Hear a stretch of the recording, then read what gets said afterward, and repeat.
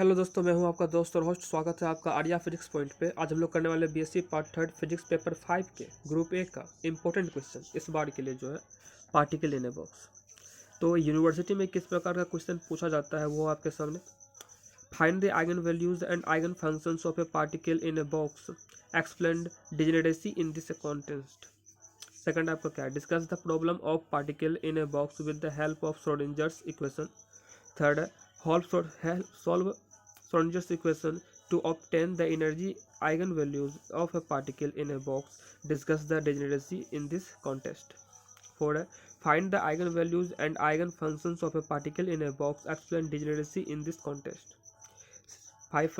Solve Schrodinger equation for a particle with energy E inside with a potential box. तो शुरू करते हैं इसका पूरा सॉल्यूशन पूरे नोट्स के साथ। शुरू करते हैं हम लोग। Particle in a box. Let us consider a particle of mass m and total energy E be enclosed within a rectangular potential box with edges parallel to x, y and z axis of lengths a, b and c respectively. तो अब यहाँ पर x, y और z 3D dimension में एक box लेते हैं, rectangular box जिसका एज क्या है a, b and c. The particle can move freely inside the box. The particle can move freely inside the box. Suppose that the potential function v, जो कि function होगा x, y और z का, is equal to 0 inside the box and infinity outside the box. Therefore, the particle will rebound when it will strike either of boundaries. The particle will rebound when it will strike either of boundaries. Schrodinger equation for the particle is given by 3D dimension में है del 2 psi बटे del x square plus del 2 psi by del y square plus del 2 psi by del z square plus 2me by h cross into psi equal to 0. Equation 1. अगर भी 0 होगा तो और भी होता है नहीं यहाँ पर कुछ, वो भी क्या हो जाएगा 0 हो जाएगा. ये 3D डायमेंशन में है Schrodinger's equation. This equation can be solved by the method of separation of variable. इसको method of separation of variables इसको सॉल्व करते हैं हम लोग. तो साई एक्स वाई जेड क्या हो जाएगा, अकेला फंक्शन हो जाएगा, एक्स का फंक्शन, वाई का फंक्शन, जेड का फंक्शन. तो इसको कैपिटल एक्स वाई जेड मान लेते हैं. Equation 2. Substituting value of Sai from equation 2 से इक्वेशन 1 में रखते हैं और इसको पूरे को डिवाइड करते हैं एक्स वाई जेड को. तो क्या हो जाएगा, यहाँ पर एक्स वाई जेड से डिवाइड करते हैं. साई का मान क्या है एक्स वाई जेड. ये पूरा तब क्या हो जाएगा 1/x del 2x by del x square. Psi का वैल्यू है एक्स वाई जेड और पूरे को डिवाइड करते हैं एक्स वाई जेड से, तो एक्स वाई जेड. ऑलराइट, तो हम लोग पाते हैं ये हो जाएगा 1/x del 2x by del x square plus 1/y del 2y बटा del y square plus 1/z del 2z by del z square. नीचे जितना भी है small x small y small z एक प्लस 2me बाय h का square equal to 0 और 1/x del 2x by del x square plus 1/y del 2y by del y square plus 1/z del 2z by del z square equal to क्या हो गया, plus वाले को के बराबर को सिर्फ कर दिए minus 2me by h cross का square. Since the terms on LHS are the functions of x, y and z. जो आपके LHS में दिया हुआ है फंक्शन, ये सभी फंक्शन ये क्या है, स्मॉल एक्स स्मॉल वाई और स्मॉल जेड का फंक्शन है, जबकि आपका RHS जो है कांस्टेंट है. Hence each term on LHS भी है कांस्टेंट. तो इस प्रकार से जो आपका LHS का जितना भी टर्म होगा वो भी क्या होगा कांस्टेंट होगा.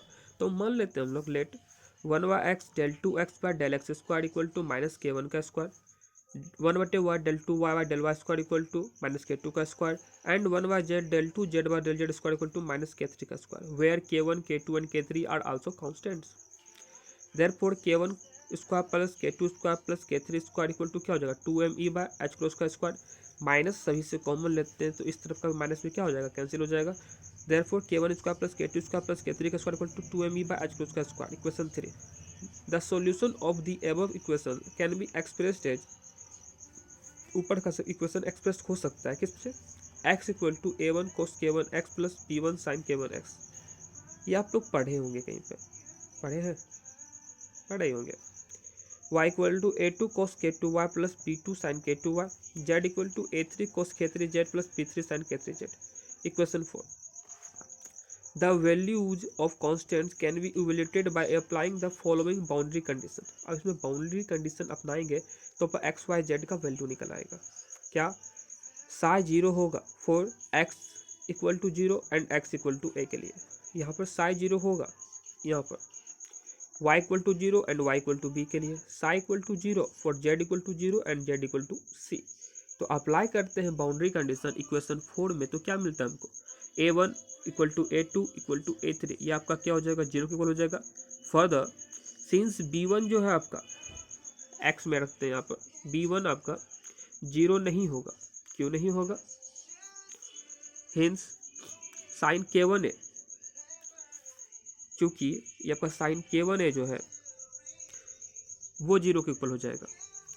और k1 है साइन में जीरो किसके बराबर होता है? साइन n1 पाई का है ना, तो k1 ए बराबर क्या हो जाएगा? n1 पाई। तो k1 इक्वल टू क्या हो जाएगा? n1 पाई बाय ए। तो इसी प्रकार से सिमिलरली k2 इक्वल टू क्या हो जाएगा? n2 pi by B and k3 equal to क्या हो जाएगा? n3 pi by C, where n1 n2 and n3 are integers. Integers आप लोग समझते होंगे। The wave function can thus be expressed in this form. Wave function को हम लोग इस फॉर्म में कर सकते हैं एक्सप्रेस्ड। क्या आपका है? Sine x y z equal to B sine pi n1 x bye a sign पा n2 y bye b sine पा n3 z बाय सी। यहाँ पर हम लोग क्या किए? x का ये जो जितना भी a1 a2 a3 है ये तो जीरो हो जाएगा, तो सिर्फ यही वाला वैल्यू बचेगा। और आपका b1 जो होगा जीरो नहीं होगा, जिस कारण से ये सभी का वैल्यू निकल जाएगा। k1 का, k2 का, k3 का निकल जाएगा। तो आपका हो जाएगा क्या? साई फंक्शन हो जाएगा एक्स वाई जेड में b साइन b1 b2 और b3 जो है इन तीनों को हम कॉमन लेके क्या कर दिए? b कर दिए। Sign pi n1 x by sign पा n2 y bye b sine पा n3 z बाय सी, वह b equal to b1 b2 b3 बोले थे। इनसे भी b1, इससे b2, इससे b3, तीनों को करके क्या हो गया? b। Its value is obtain by applying the normalisation condition. क्या होता है नॉर्मलाइजेशन कंडीशन? हम लोग बहुत बार पढ़े होंगे। इसमें होता क्या है? साई साई स्टार ये क्या है? आपका वेव फंक्शन है, ये इसका कंजुगेट है। जब इसमें दोनों का मल्टीप्लिकेशन होता है डेट और मतलब वॉल्यूम के साथ, तो क्या मिलता है? 1 मिलता है। Triple integration 0 to a 0 to b 0 to c, यहाँ से a के लिए, b के लिए, c के लिए Sai psi star dx dy dz अलग अलग एक्स एक्स के लिए, वाई एक्स के लिए, जेड एक्स के लिए 3D में, तो ये इक्वल टू आपको क्या हो जाएगा? 1 हो जाएगा। दिस गिव्स, इससे हमको क्या मिलेगा? साई दिया हुआ, साई स्टार भी इसी सेम ही होता है, तो साई पर क्या है? साइन पाई एक्स बाय ए, तो साई स्टार से क्या हो जाएगा? मल्टीपल हो जाएगा, तो साई सबका स्क्वायर मिल जाएगा हमको। D square 0 to a 0 to b 0 to c integration sine square n1 pi x by a sine square n2 pi by b sine square n3 pi z by c dx dy dz equal to क्या हो जाएगा? 1। Psi psi star dx dy dz equal to 1। आगे देखते हैं क्या होता है। इससे ये होगा कि sine n1 pi x by a sine square n2 pi by b sine square n3 pi z का अलग अलग वैल्यू निकल जाएगा। यहाँ देखते हैं 0 टू a किसके लिए? इनके लिए। 0 टू b इसके लिए। 0 टू c किसके लिए? इस पार्ट के लिए है। तो देखते हैं आगे। हाँ, since 0 to a sine square n1 pi x by a into d x equal to a by 2, 0 to b sine square n2 pi y by b d y equal to b by 2 and 0 to c sine square n3 pi z by c into d z equal to c by 2। इसका हम लोग value solve करते हैं तो ये निकलता है। तो यहाँ पर निकालेंगे तो बड़ा हो जाएगा, इसलिए डायरेक्ट लिख देते हैं क्योंकि होता है इतना बराबर। Therefore b square a by 2 b by 2 c by 2 equal to 1। आपका किस में पुट करते हैं? इसमें पुट करते हैं। तो b इक्वल टू क्या हो जाएगा? √8 बाय ए बी सी। अब लोग जो b का वैल्यू निकला उनको हम रखते हैं इसमें, देखते हैं क्या होता है। तो साई एक्स वाई जेड जो कि function n1 n2 n3 equal to √8 by b का वैल्यू है sine pi n1 x by sine pi n2 by b sine pi n3 z by c. Equation 5 हो गया ये। Putting the values of K1, K2 and K3 in equation 3 we get K1, K2 और K3 का value निकाले हैं हम लोग। यहाँ पर K1, K2 एंड K3, इसको हम रखते हैं इक्वेशन 3 में, इसमें पुट करते हैं, देखते हैं क्या होता है। 2me/h क्रॉस का स्क्वायर, 2me/h क्रॉस का स्क्वायर, K1, K2, K3 का वैल्यू रख देते हैं हम लोग। पाई स्क्वायर n1 का square by a square, pi square n2 का square by b square, pi square n3 का square by c square. The energy eigen values can therefore be expressed as E n1 n2 n3 equal to pi square h cross का square by 2m n1 का square by a square, n2 का square by b square, n3 का square by c square, equation 6। अब जो result निकलेगा उसको ध्यान से समझिएगा आप लोग। Since n1, n2 and n3 are integers and hence a particle inside the box cannot take up all energy values continuously, thus the eigenvalues are quantized। n1, n2 और n3 क्या है, ये इंटीजर्स है, और इस तरह से जो पार्टिकल इनसाइड द बॉक्स होगा वो सभी एनर्जी वैल्यूज को cannot take up all energy values continuously, thus the eigenvalues are quantised है इस कारण से। सेकंड क्या है, the lowest possible energy occurs when n1 equal to n2 equal to n3 equal to 1। जब n1, n2 और n3 आपका 1 होगा तो हमको क्या मिलेगा, लोएस्ट पॉसिबल एनर्जी मिलेगा हमको। क्या 1 लिए हैं, n1 की जगह 1, n2 की जगह 1, n3 की जगह 1, E1 equal to pi square h cross का square by 2m 1 by square plus 1 by b square plus 1 by c square. ये मिल गया नॉन डिजनरेट एनर्जी लेवल्स और डिजनरेट एनर्जी लेवल्स, इसको ठीक समझना है। For a particle content in a cubical box of length a के लिए इक्वल टू क्या हो जाएगा, पाई स्क्वायर h क्रॉस का square by 2m a square n1 का स्क्वायर प्लस n2 का स्क्वायर प्लस n3 का स्क्वायर। यहाँ पर x y z एक्सिस में जब का a square b square c square है, ये इसको लेंथ ए के लिए माने। लेंथ ए के लिए आपको क्यूबाइड और क्यूब पढ़े होंगे। लेंथ ए क्यूबाइड में अगर सभी आपका जो LBH होगा एक इक्वल हो जाएगा तो क्या हो जाएगा,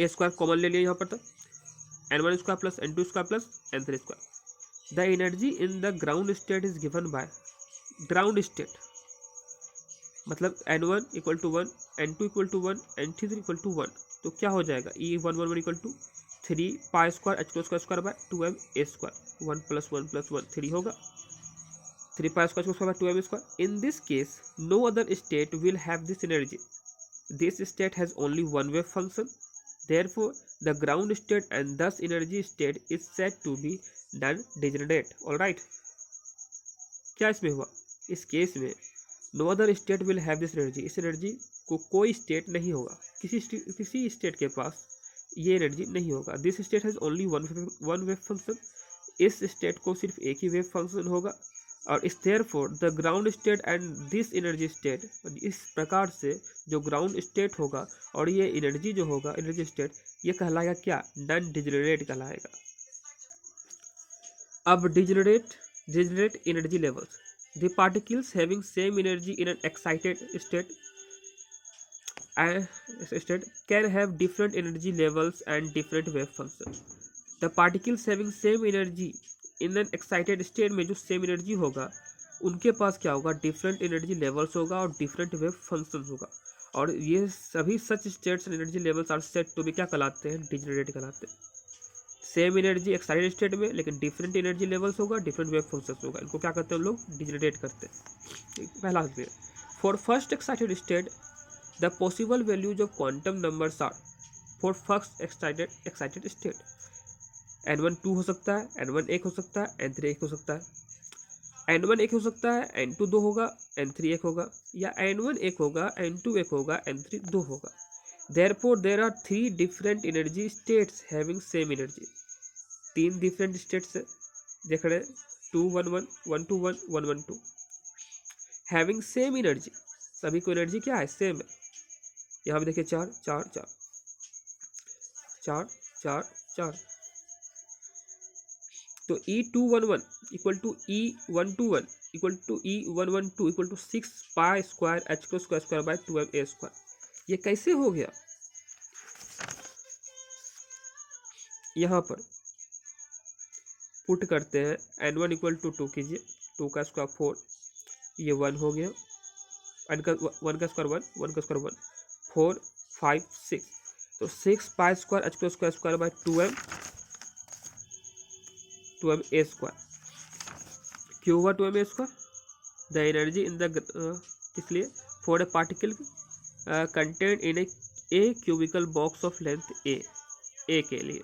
तो क्या होता है π²h² 2m² होता ना, तो यहाँ पर सबका वैल्यू रखे 2 का स्क्वायर 4, 1 का स्क्वायर 1, 1 का स्क्वायर 1, तो क्या हो गया 6 हो गया, 6 π² 2m² इसके लिए करते हैं। Alright, in this case the number of different wave function is 3। Different wave function कितना है? 3 है। Therefore the degree of degeneracy of the energy level is set to be 3 4। क्योंकि 3 है तो degree of degeneracy of the energy level क्या कहलाएगा? 3 fold कहलाएगा। For second excited state n1 n2 n3 2 2 1 2 1 2 1 2 2 हो सकता है, तो 9 है। E221 equal to E212 equal to E122 का क्या हो जाएगा? 9 π² 2m² फोल्ड कीजिए यहाँ पर 2 का स्क्वायर 4, 2 का स्क्वायर 4, 1 का स्क्वायर 1, 4 4 8 1 9, 9 हो गया। 9 π² 2m²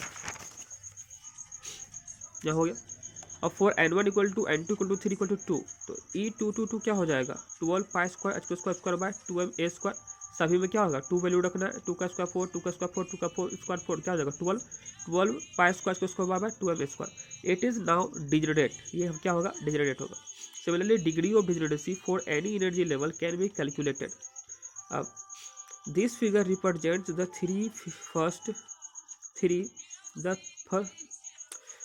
figure represents the first 3 normalized wave function x for a particle in a box।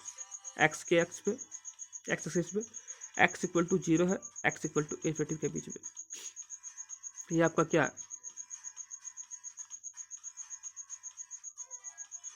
ये आपका पहले है x1x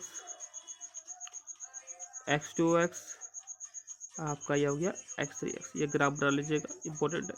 तो इस प्रकार से अब क्या हो गया? डिजनरेट एनर्जी लेवल्स, इसको समझ लीजिएगा ठीक से। नॉन डिजनरेट एनर्जी लेवल्स, और हम लोग क्या निकाले यहाँ पर? द एनर्जी, ये वैल्यू निकालते हैं। द एनर्जी आइगन वैल्यूज क्या होता है वो निकाल लेते हैं। तो इस प्रकार से आपका पार्टिकल इन ए बॉक्स क्या हो जाता है? कंप्लीट हो जाता है। तो जो भी आपका प्रॉब्लम होगा वो कमेंट में हमसे पूछ सकते हैं, और मिलते हैं नेक्स्ट वीडियो में। थोड़ा सा सब्सक्राइब कीजिए मेरा चैनल में, हो जाएगा। थोड़ा सा पार्ट 1 पार्ट 2 को भी बताइए मेरा चैनल के बारे में, और उनका लंबी वीडियो अपलोड होगा, जल्दी वीडियो अपलोड होगा। पहले पार्ट 3 का कंप्लीट करते हैं ना हम लोग, पार्ट 1 पार्ट 2 पार्ट भी टाइम है। तो मिलते हैं नेक्स्ट वीडियो में। टाटा सी यू, साइनिंग आउट, बाय।